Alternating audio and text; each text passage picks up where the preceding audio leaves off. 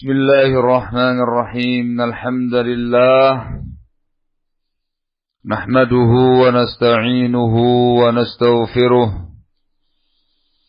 ونعوذ بالله من شرور أنفسنا ومن سيئات أعمالنا من يهده الله فلا مضل له ومن يضلل فلا هادي له وأشهد أن لا إله إلا الله وحده لا شريك له وأشهد أن محمدا عبده ورسوله يا أيها الذين آمنوا اتقوا الله حق تقاته ولا تموتن إلا وأنتم مسلمون يا أيها الناس اتقوا ربكم الذي خلقكم من نفس واحدة وخلق منها زوجها وبث منهما رجالا كثيرا ونساء واتقوا الله الذي تساءلون به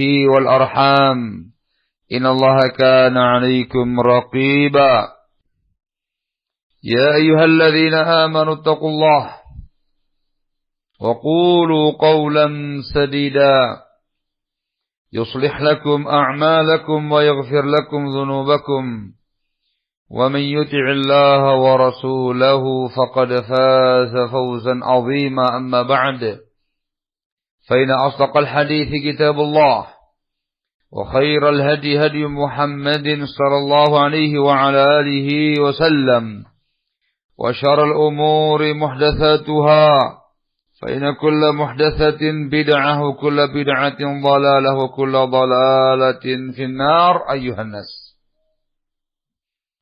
Ikhwan fillah azakumullah. Terjangkit penyakit nifaq. Datang kepada Hudzaifah ibn al-Yaman, semoga Allah meridhai beliau. Sahabat Rasul yang diberi amanah menjaga rahasia Rasulullah SAW terkait dengan nama-nama munafikin. Sahabat Umar datang kepada Hudzaifah memohon dengan sangat, apakah Rasul sallallahu alaihi wasallam menyebutkan namaku di situ termasuk kaum munafikin? Maka dengan terpaksa Hudzaifah, semoga Allah meridhai beliau, memberikan kabar dan mengatakan, aku tidak akan menyampaikan, memberitakan kepada siapapun rahasia Rasulullah SAW. Jawabannya, la. Engkau wahai Umar tidak termasuk mereka. Sekelas beliau. Sekelas beliau. Dan ini perkara yang masyhur di kalangan salaf.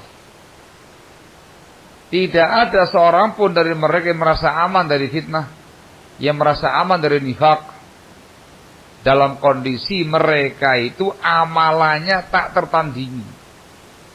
Iman dan takwanya tak tertandingi. Itulah mereka.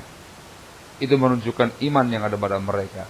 Maka kita jauh dari masa salaf, ada di masa-masa fitnah, tentu min babi aula, lebih-lebih lagi barakallahu fikum, dituntut untuk yang seperti itu, mengkhawatirkan diri kita menyimpang, mengkhawatirkan diri kita terkena fitnah. Maka ini yang mendorong kita, memotivasi kita untuk berupaya kuat istiqamah di ayyamul fitan. Sisi yang lainnya lagi barakallahu fikum adalah terkait dengan khatimatul hayah.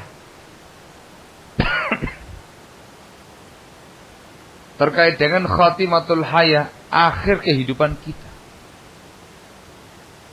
Nabi kita Muhammad sallallahu alaihi wa ala alihi wasallam menyatakan, wa innamal a'malu bi khawatimiha. Sesungguhnya amal-amal itu tergantung khatimahnya. Dengan lafaz ini disebutkan dalam Sahih Bukhari dari sahabat Sahl bin Sa'd as-Sa'idi, semoga Allah meridhai beliau.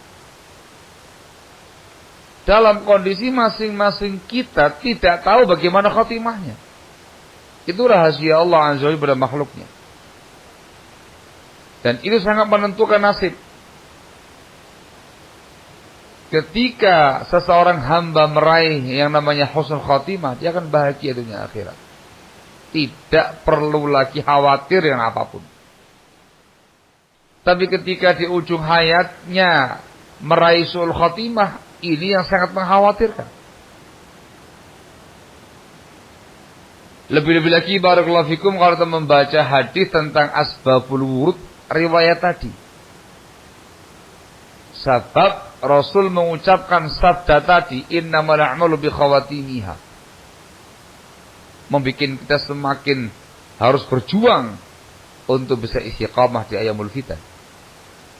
Al-Imam Al-Bukhari rahimahullah dalam sahihnya meriwayatkan dari Sahal bin Sa'ad As-Sa'idi, semoga Allah meridai beliau. Katanya Sahal bin Sa'ad, "Nadhara an-nabiy sallallahu alaihi wa ala alihi wa sallam ila rajulin yuqatilul musyrikin wa kana min a'zamil muslimina ghina'an anhum." Pada suatu perang, sebuah peperangan, Rasulullah SAW menyaksikan, melihat seseorang dari kalangan kaum muslimin, dia berperang menghadapi kaum musyrikin.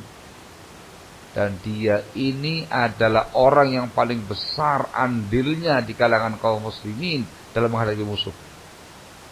Disebutkan dalam lafaz yang lain, tidak menyisakan satu pasukan pun, entah itu pasukan musyrik yang berjalan kaki atau yang menaiki kendaraan, malaikat dibabat habis dengan pedang dia.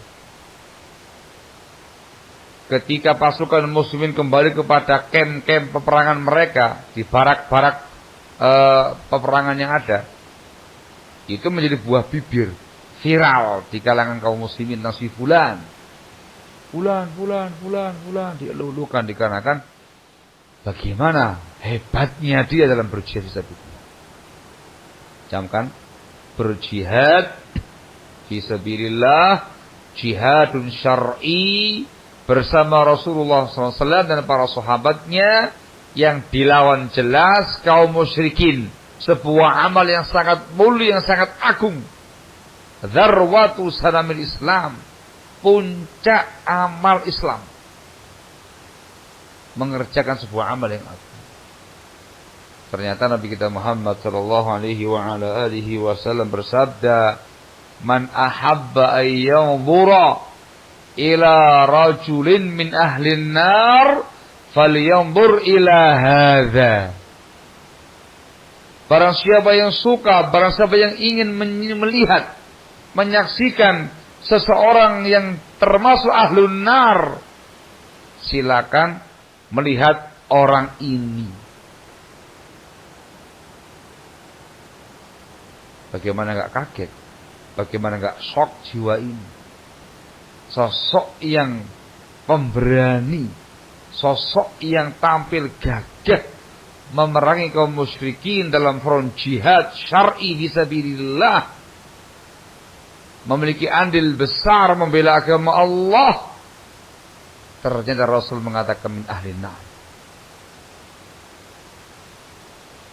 Akhirnya ada salah seorang sahabat yang mengikutinya. Ana lahu, saya akan mencari informasi terkait dengan orang.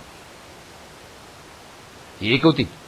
Kemanapun dia pergi diikuti. Berhenti ikut berhenti. Maju ikut maju. Terbang ikut terbang. Ini lincah pergerakannya.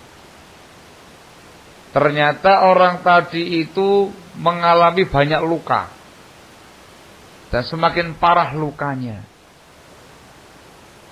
Dan ternyata orang tersebut ingin segera mati. Ya subhanallah, dia bunuh diri. Dia tegakkan, dia pegang gagang pedangnya, dia tegakkan lancipnya di atas. Kemudian dia robohkan dirinya, tepat lancipnya pedang mengenai bagian tengah dadanya. Tembus. Bunuh diri. Di akhir hayatnya bunuh diri.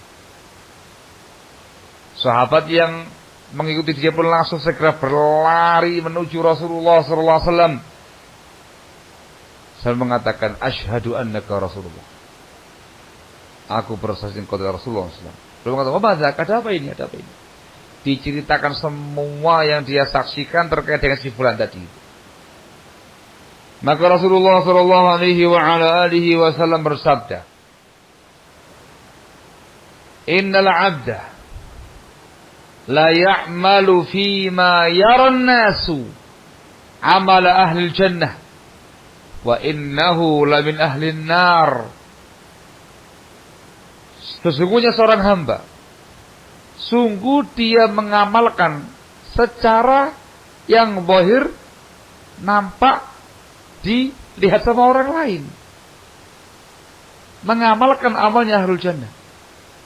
Orang lain memandang demikian secara zahirnya. Dan ternyata dia termasuk ahlun nar. Wa ya'malu fima yara an-nasu 'amala ahli an-nar wa hum min ahli al-jannah. Dan sungguh ada seorang hamba yang mengamalkan secara pandangan orang secara zahirnya, dia mengamalkan amalnya ahlun nar, namun dia termasuk ahlul jannah. Beliau mengatakan di akhir hadis, wa innamal a'malu bi khawatimiha. Sesungguhnya amal-amal itu tergantung khatimahnya, akhirannya. Ini yang membuat salafun saleh takut, sangat takut, sangat mengkhawatirkan diri mereka terjadi penyakit nifak. Demikian yang disebutkan sama Al-Hafidh Ibnu Rajab Al-Hambali ketika membawakan riwayat ini dalam kitabnya Jalmul Hikam, ketika menerangkan hadisnya Abdullah bin Mas'ud, semoga Allah meridhai beliau, tentang penciptaan janin. Di bagian akhir ada lafaz hadis yang serupa dengan ini. Barakallahu fikum. Mengerikan loh ini. Ini bukan perkara yang remeh. Satu, bayangkan seseorang yang secara zahirnya ala sunnah, secara zahirnya ala ilmin wa ala amal. Dia punya ilmu, dia punya amal, dia punya dakwah, dia atas sunnah, dikenal di kalangan muslimin, dia termasuk orang yang zahirnya saleh, bertakwa kepada Allah Azza wa Jal. Bahkan dalam hadis ini orang punya amal besar, jihadun fi sabilillah secara zahirnya, ternyata di akhir hayatnya min ahli nar, dia bunuh diri. Kalau ditanyakan apa penyebabnya, Al-Hafidh Ibnu Rajab Al-Hambali rahimahullah dalam buku tersebut yang di atas menjelaskan bahwasanya penyebabnya adalah dikarenakan ada dasisah khafiyah fil batin. Adanya penyusup yang begitu samar pada batin seorang hamba.